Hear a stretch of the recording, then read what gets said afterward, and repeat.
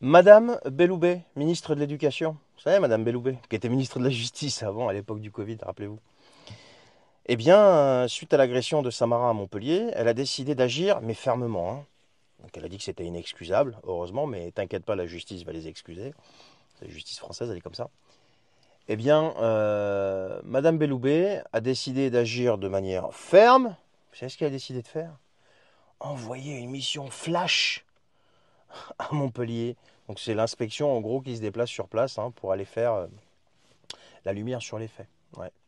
Ben ouais, parce qu'en fait, voilà, c'est l'inspection. Dès qu'elle se déplace, c'est une mission flash. Étant donné que ces gens-là, ils ont l'habitude de rester dans leur bureau certainement. Mais donc c'est une mission flash. Donc je sais pas, combattre l'insécurité en Macronie, ça devient un art subtil en fait.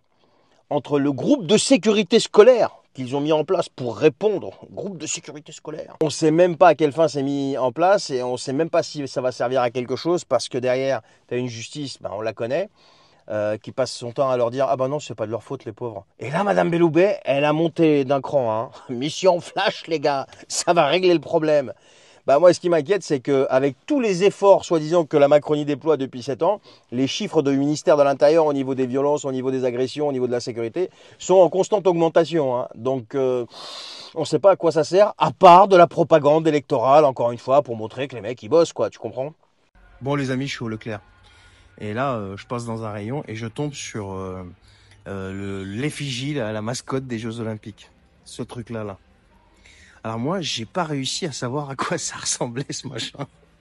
Alors il y en a qui disent plein de choses. Alors je vais pas dire des choses obscènes ici, mais dites-moi franchement, à votre avis, à quoi ça ressemble ce truc-là? C'est quoi en fait? Alors ils disent que c'est le chapeau de Marianne. Bon, moi je vois tout sauf le chapeau de Marianne. Dites-moi en commentaire s'il vous plaît, à quoi à votre avis ressemble cette merde-là? Voilà, ça c'est la mascotte des Jeux Olympiques. Voilà. Bon, ça correspond à l'état d'esprit d'Anne Hidalgo en fait, hein. Voilà, c'est équivalent. À mon avis, c'est du même niveau qu'Anne Hidalgo. Alors, s'il y a quelqu'un parmi vous qui peut faire preuve d'imagination et m'expliquer vraiment, à part le chapeau de Marianne là, je sais plus comment on l'appelle, que je trouve que ça lui ressemble pas du tout, dites-moi à votre avis à quoi ça ressemble ce truc. Pour moi, c'est du même niveau que l'organisation des Jeux Olympiques en fait. Je sais pas, vous êtes pas d'accord avec moi? Mais quand je vous dis qu'on vit dans un sketch, c'est une réalité. Écoutez ça, et je vous assure que c'est vrai, c'est BFM TV, hein. Qu'est-ce que la loi sur la discrimination capillaire va changer dans les entreprises?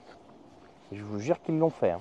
On est en pleine crise économique, on est au bord de la guerre, et les mecs, à l'Assemblée, ils n'ont pas d'autres propositions à faire que des projets de loi sur les discriminations capillaires. Alors écoute bien, l'Assemblée nationale a adopté le jeudi 28 mars en première lecture une proposition de loi sur la discrimination capillaire. Le texte n'est pas révolutionnaire, blablabla. Bla bla bla bla. C'est en fait, ça concerne les discriminations liées à l'apparence physique qui figuraient déjà dans le Code du travail, mais il pourrait entraîner des évolutions. Oh là là, et on va regarder ce que c'est les évolutions, on va regarder c'est quoi exactement, hein. Et donc de quoi il s'agit? Il s'agit de ça, regardez. Pas de quoi défriser les employeurs, bon ça c'est l'humour de merde de BFM TV. Une proposition de loi visant à inscrire la discrimination capillaire dans le Code du travail a été adoptée, blablabla. C'est porté par le député Lyotte de Guadeloupe. Et en fait, elle doit permettre de contrecarrer les entreprises imposant un style de coiffure à leurs salariés ou rejetant certaines coupes de cheveux. On vit dans un sketch. Non mais les gars, il n'y a pas plus important. Il y a des types qui ont leur facture d'électricité qui ont été multipliées par je sais pas combien là. Il y a des gens qui sont en train de crever la dalle dans ce pays. Et vous me parlez quoi? Des coupes de cheveux. Mais c'est un sketch, c'est un sketch. Et l'Assemblée nationale, là, elle s'est adoptée ce genre de conneries là. Mais c'est un truc de fou. Mais on les paye une fortune, ces gens-là, pour nous sortir des conneries pareilles. Mais il y a beaucoup plus urgent que vos histoires de coupe de cheveux là. Non mais regarde-le lui, vieux crouton là, général des sports là. Après avoir parlé d'envoyer faire appel au sang des fils et des filles de France, regarde les conneries qu'il raconte là. Écoute bien.